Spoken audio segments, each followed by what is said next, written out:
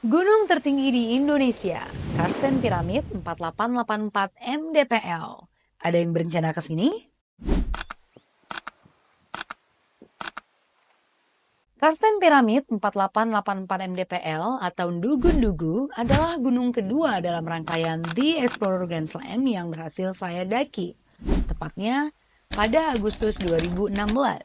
Puncak tertinggi di Indonesia ini merupakan salah satu gunung yang masuk ke dalam jajaran 7 puncak dunia atau The Seven Summits sebagai gunung yang tertinggi di benua Australia dan Oceania. Terletak di jajaran pegunungan Sudirman Barat, Papua, Karsten Pyramid sering disamakan dengan Puncak Jaya dan Pegunungan Jayawijaya. Membingungkan memang, tapi ini beda ya teman-teman.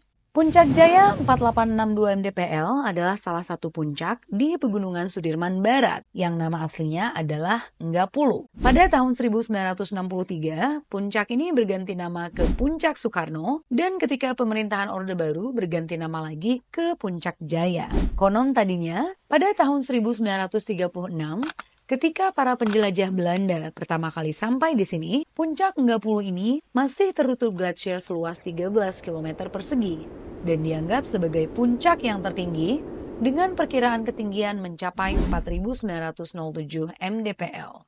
Sayangnya, karena kondisi cuaca, para penjelajah Belanda ini tidak bisa mencapai puncak Karsten Pyramid, sehingga tidak bisa memastikan manakah puncak yang lebih tinggi. 26 tahun kemudian, pada tahun 1962, barulah para penjelajah internasional lainnya mencapai Karsten Pyramid. Saat itu, ketebalan glacier di area ini berkurang sekitar 400 meter sejak tahun 1936, dan puncak Karsten Pyramid sudah lebih tinggi dari puncak Enggapulu akibat perubahan iklim ini. Jadi, walaupun dekat dan masih dalam satu gugusan, puncak Karsten Pyramid 4884 mdpl dan puncak Jaya 4862 mdpl adalah puncak yang berbeda.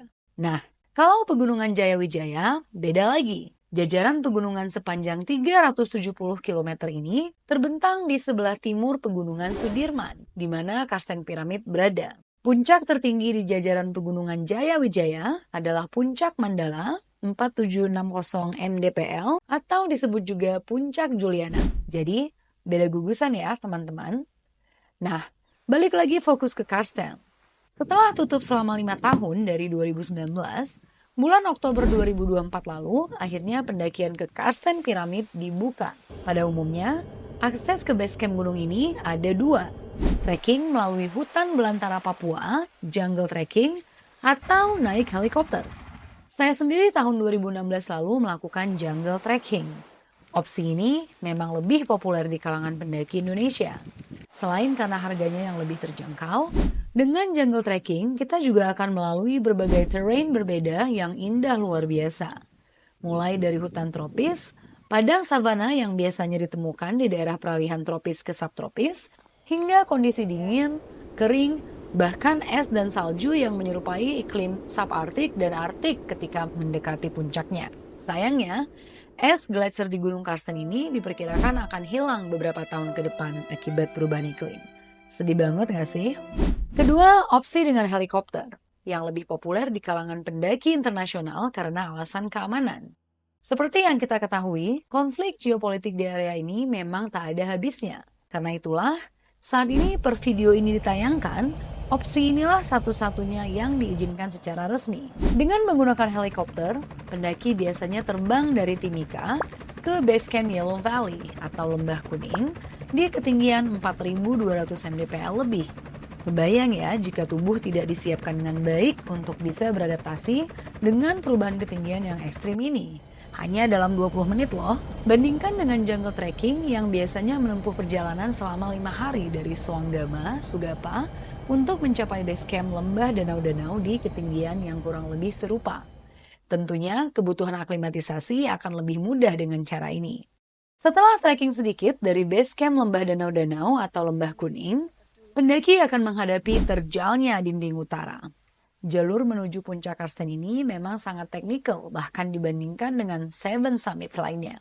Untuk mencapai puncaknya harus memiliki kemampuan dasar single rope technique atau SRT dan tentunya latihan fisik yang memadai karena pada dasarnya di sini pendaki akan manjat.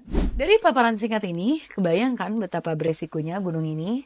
Jadi, buat kamu yang berniat mendaki Karsten, pilih operator yang benar-benar memiliki izin operasi, punya track record yang baik, dan mampu memperoleh izin pendakian yang lengkap, tidak hanya dari Taman Nasional, tapi juga dari kepolisian setempat.